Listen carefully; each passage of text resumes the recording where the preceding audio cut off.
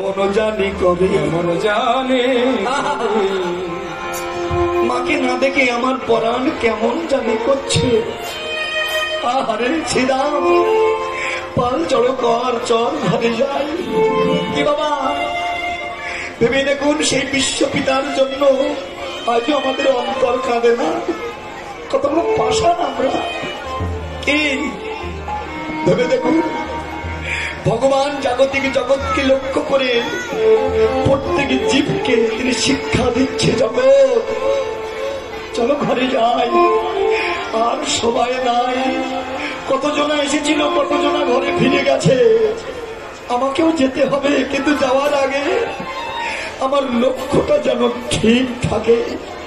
কিবা দেখেছেন মহাভারতে অনেক পর্ব আছে জানেন? শেষ পর্বের নাম কি? মহাপ্রস্থানিক পর্ব। কি গো, সংসারে এসে কত সত্য কত মিথ্যা কত যুদ্ধ বিদ্রোহ করে যে সংসারকে আপনি চালিয়েছেন, শেষ পরিণাম কি?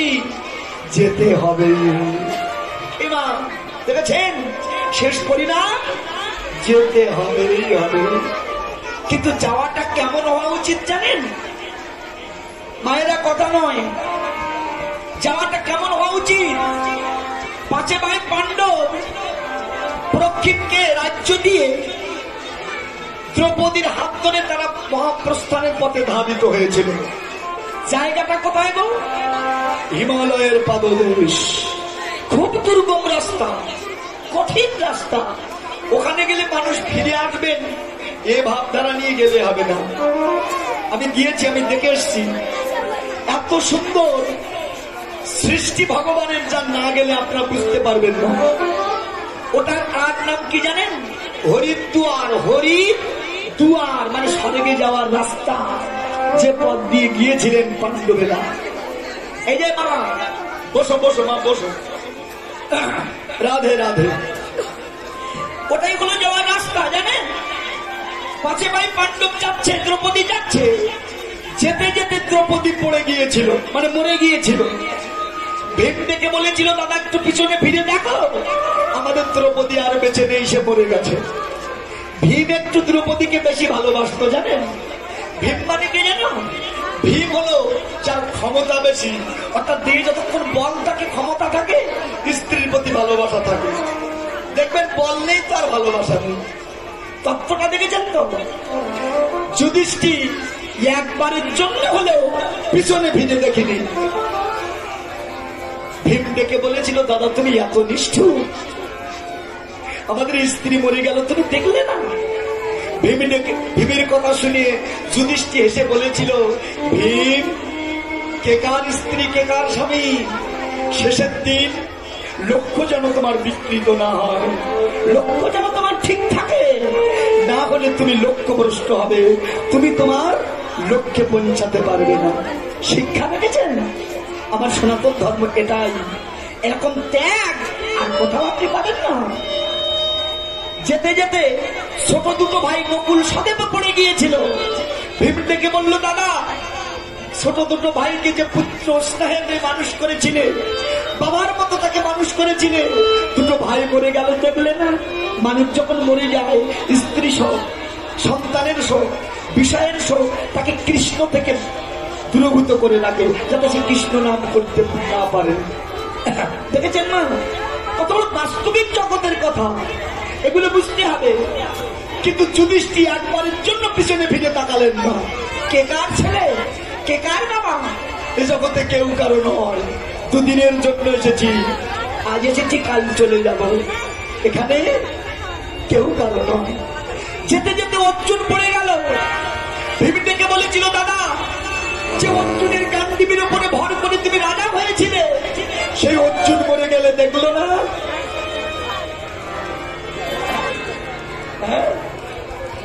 ও দাদা ফোন নাকো। রাধে রাধে। তাহলে ভেবে দেখুন কি তত্ত্ব। তুমি রাজা হয়েছ তার জন্য, সে অর্জুন মরে গেলে দেখলে না? ভীম বলেছিল কে রাজা? আজ আমার রাজ্যও নাই, আজ আমি আনন্দিত। কেন জানো? যে আমাকে রাজ্য দিয়েছিল আমার সজ্ঞানে আমি তার ধন তাকে দিয়ে আজ আমি মহাপ্রস্থানের দিকে যাচ্ছি হাসি মুখে। আজ আমার অতি আনন্দ যে আমি সজ্ঞানে প্রভুর কাছে যেতে পারছি। দেখেছেন চাওয়াটা কেমন? পথে যেতে যেতে ভীমও পড়ে গেল। তখন যুধিষ্ঠির দুটো হাত তুলে বলেছিল, প্রভু আমি ধন্য যে তুমি নিজের হাতে আমার পথের কণ্ঠ সরিয়ে দিয়েছ। বাবা যান, যার সব চলে গেছে সে বলছে আমার পথের কণ্ঠ ঘুচে গেছে, আজ আমি ধন্য। দেখেছেন আমার সনাতন ধর্ম কত বড় ত্যাগ, কত তিতিক্ষার কথা বলে। এটাই হলো মহাপ্রস্থানে যাওয়ার রাস্তা। ভেবে দেখুন জগতে আপনার আমার যাওয়াটা যেন ঠিক এমন হয়, তবে আমরা লক্ষ্যে পৌঁছাতে পারবো, যুধিষ্ঠির মতো না হলে নয়। দেখেছেন বলরাম দাস কয়ে শুনি কানার বল, এবার সকল নাকালের মাঝে এবার পড়ে উত্তর। শ্রীরাম বলছে কানাই তুই আমাকে বলছিস বটে, কিন্তু এসব চোরা ধেনু একমাত্র তোর কৃপা ছাড়া ঘরে ফিরবে না। আমার কথা শোন, তোর চোরা ধেনু তুই ভিড়া, আমরা তোর চোরা ধেনু ভিড়াতে পারবো না। ভগবান কি করছে জানেন? তাই তো আজ ভক্তের মনোবাসনা পূর্ণ করবার জন্য অধরে মুরলি নিয়ে টান দিয়েছেন। চাঁদ মুখে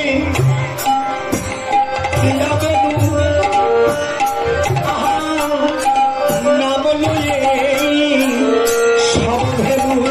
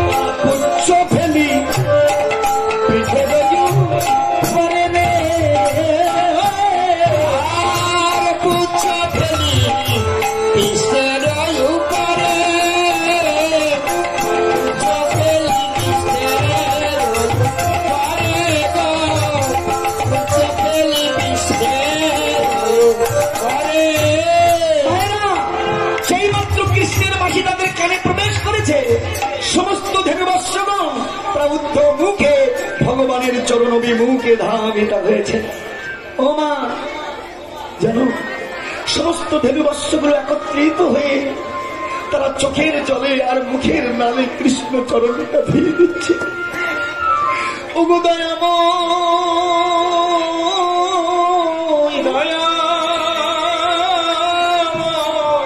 তুমি আমাদের এমন কুলে জন্ম দিয়েছ, যে কুলে জন্ম নিয়ে তুমি আমাদের জীবন দাওনি, যে করে আমি তোমার চরণ সেবা করিব। পদনে দিয়েছ জিহ্বা, সেই জিহ্বায় দিয়েছ কাটা ভরা। এই কাটা যুক্ত জিহ্বায় যদি তোমার চরণ সেবা করি,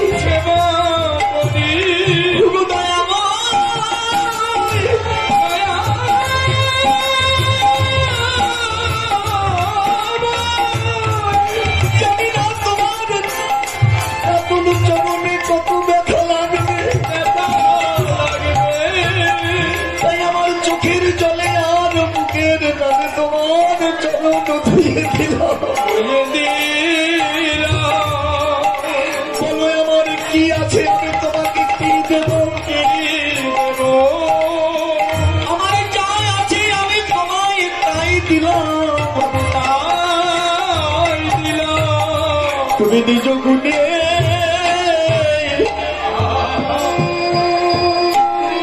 সেবা গ্রহণ করো।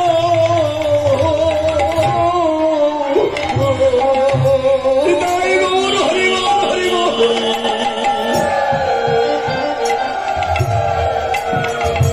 নিজ গুণে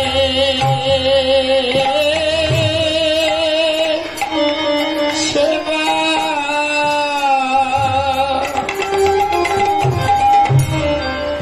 সেবা গ্রহণ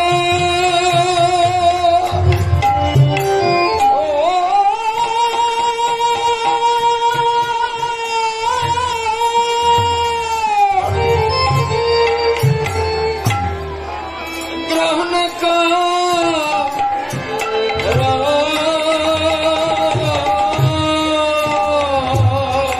বলো আমরা সেবা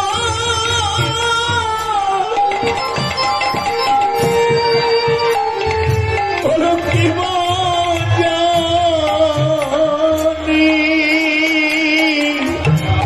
তুমি নিজ গুণে সেবা সেবা গ্রহণ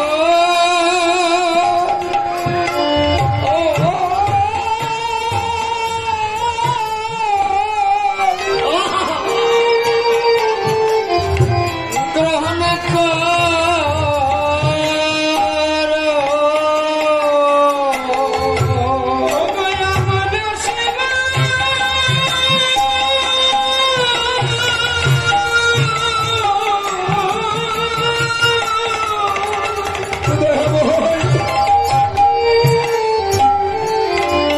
আমরা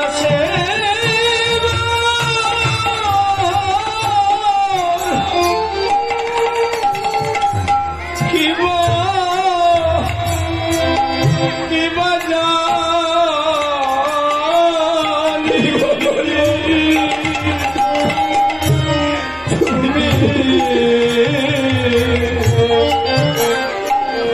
নিজ গুণী সেবা সেবা গ্রহণ গ্রহণ করো।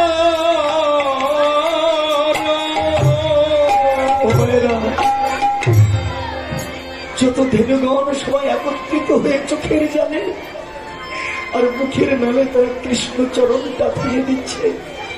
আহা, ভেবে দেখো বৃন্দাবনে তারা পশুকুলে জন্ম নিয়ে তাদের জন্ম সাধ্য যে তারা কৃষ্ণ সেবা দিতে পেরেছে, কিন্তু মনুষ্যকুলে জন্ম নিয়ে আমাদের ভাগ্যে কৃষ্ণ ভাদন হলো না। কি মা, আমি বৃন্দাবনে গিয়েছিলাম জানেন, শাস্ত্রে লেখা আছে এখনো সেই বৃন্দাবনের ঘাটে মাঠে ধনুগুলো চড়ে বেড়ায়, আমি দেখেছি। কিন্তু দেখলাম এখন আর মাঠে মাঠে ধেনু চড়ে না, দেখলাম ঘাটে ঘাটে ধেনু চড়ে। কোন ভাগ্য না, বৃন্দাবনে 5,500 মন্দির আছে। আদি গোপাল মন্দির, বাকি বিহারী মন্দির, মদন মোহন মন্দির, আরো অনেক মন্দির আছে। আপনি যান, দেখবেন মন্দিরের প্রবেশ পথে ওই ধেনুগুলো দাঁড়িয়ে আছে। কেন জানেন? আপনি আমি মানুষ হয়ে না জানলেও তারা পশু হয়ে জানে যে মাঠে মাঠে পথে পথে ঘুরে বেড়ালে আর যাই হোক আমি সাধুগুরু বৈষ্ণবের চরণ দর্শন পাবো। হৃদয় গৌর হরিবল হরিবল।